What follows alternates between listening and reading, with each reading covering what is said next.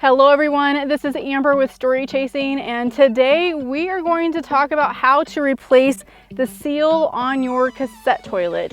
This is a C260 Thetford cassette toilet, and I need to replace the seal because I broke it.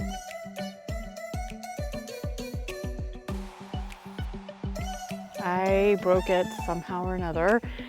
I think because I used household cleaners. You're not supposed to do that with the seal apparently that's on the cassette toilet.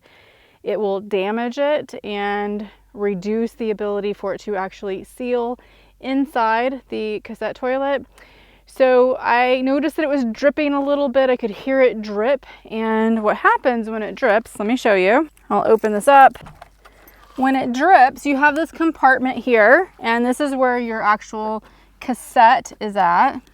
Okay. Up above in here is your toilet. So your toilet is inside here. Here's your bathroom.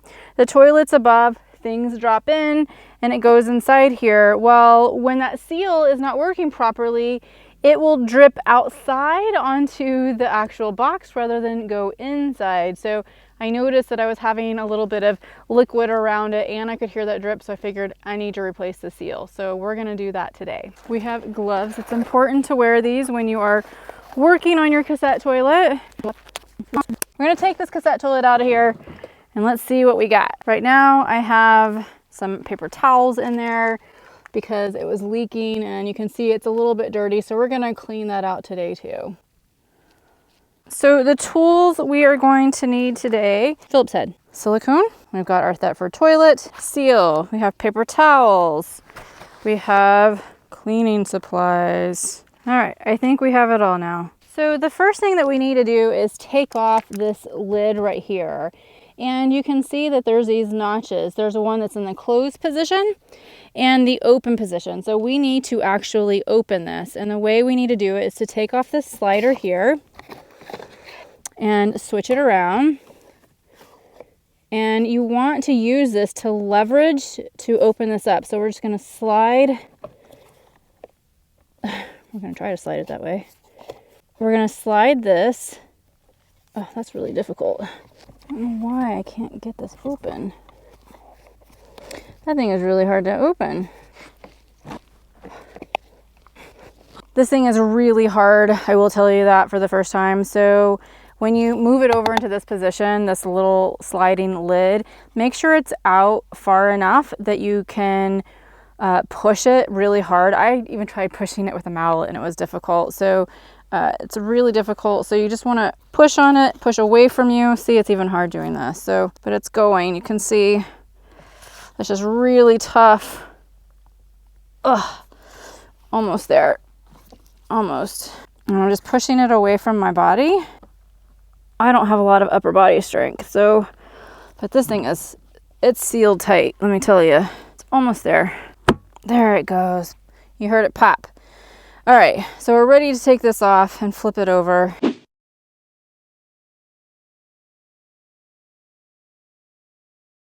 I think we'll just take this off. You can see the seal, and it's quite dirty in there. We're gonna wanna clean that up as well. So we'll just take this off. It's pretty gross. So I went ahead and cleaned it up as much as I can, and this may be a good reason to only do number one in this toilet. So it's up to you. After you watch this, you can decide. The first thing that we need to do is remove the screw right here that holds the blade in place. And it's important not to lose your screw, so we're just gonna put it inside the lid here.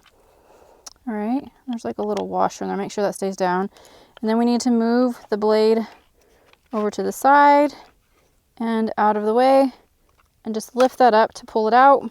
Then we have access to the blade. The blade just comes out, and we're gonna put that to the side. So the next thing we need to do is remove the seal, and it's held in place by this cover with all of these screws. So we'll remove all of the screws. And again, make sure you don't lose those screws. These are pretty dirty too from the waste matter inside. So it's probably going to be a good idea to clean everything up, and also clean your tools afterwards, sanitize them really well, because you are dealing with some kind of waste material here from inside of your toilet. I think there's a total of 6 screws. Yeah, got another one here. So then we just need to lift this off here. And we now have access to our seal, which just pops out right here. And we're going to want to clean this up to make sure that this has a nice seal on it. You can see there's some gross fecal matter there. We're going to remove the seal and clean this up now. The next thing we need is our actual seal. So we have the seal. It's for the C260 and it's part number 33361 that's replaced by 23721. So I actually got this on Amazon and they are hard to find here in the United States in stores. So I had to go online to purchase it. So you can see this is the new seal. This is the old one, and very similar, but this one you can feel it. It's just a different feel. It's more rigid, I guess is the best word. And the next thing that we need to do is we need to put some lubricant on it. So I got this silicone that we will lube it up with so that it creates a nice seal. So we're just going to put it all the way around, inside and on top to condition it really well and give it just a really nice coat.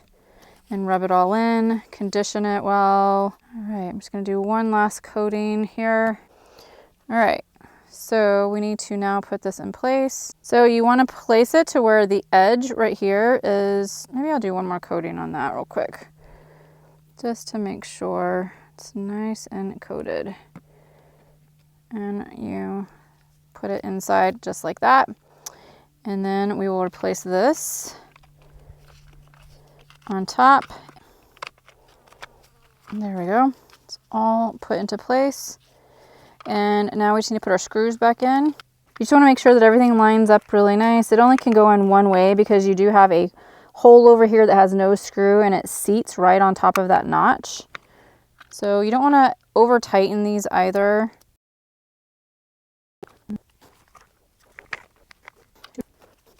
And this one's a little bit more difficult because it's kind of under this guard, and then they have a hole there for it, and you can just put your Phillips head through there and tighten it down. So next we need to actually reattach everything. So we have the blade here, and it will fit inside of this little notch. So we're going to actually swing it this way so that it's over the actual rubber seal and just sit that on top. And then we're going to bring the swing arm around, and you have to pull this up a little bit on that side and pull that around all the way to the left. And you might just have to push on the blade just a little bit to get it all the way over. So now we have to put our screw in right here to keep the blade in place. Now that that's in place, we need to make sure that the blade can move freely. So we're just going to flip it over and turn it. Flip it over, turn, and it looks like it's moving just fine without any issues. We need to seat this back on here and line up our arrow to the open position so that we can close it. We're going to slide our little lever here. So then we just need to turn it again in the opposite direction to close it, which is easier said than done. There it goes. Boy, this thing is not easy to move. There we go. It's almost there. All right, it is in place now and in the locked or closed position. So we can slide the cover back closed, and I'm just going to clean up the top of this really quick so it'll be nice and clean when it goes back inside. It's a messy job, guys, but you know what? Someone's got to do it. I don't think I would pay someone to do this. If you're okay with dealing with a little messiness and grossness, you can get this done. It doesn't take too long once you get that cover open. We need to clean inside here now, sanitized in here. Lastly, we just need to put the cassette toilet inside and go test it out and make sure it works. Let's go test it. Let's go ahead and put some water in it to see how well it holds water. And we should be able to hear it trickle if it didn't seal properly. I'm listening. It's holding. So if you make the mistake that I did, which was to use the household cleaners on that particular seal or that in the toilet to clean everything, then there is a way that you can still use your toilet without getting your new seal installed yet. So what I did is I decided that every time I need to use the bathroom, I just go ahead and open up the blade so that the urine or fecal matter goes right into the tank without hitting that blade. And the reason why I do that is because if it hits the blade, it's just sitting there in the bowl and the seal is not sealed very well. So anything between the blade and the seal will leak out onto your actual cassette toilet box that's in here. And you certainly don't want that to happen. So it took me about 2 weeks to get the seal because I couldn't find it in town. I actually ordered it on Amazon. So I just made sure that every time I went to the bathroom, the blade was open and then I promptly closed it. One problem with it though, it is a little bit stinky because you've opened up the toilet. You're smelling all the nice aromas from your cassette box, and if you're doing number 1, it's still gonna stink. If you're doing number 2, it's definitely going to stink. So I actually ordered an additional seal, so the next time I have to replace it, I already have one.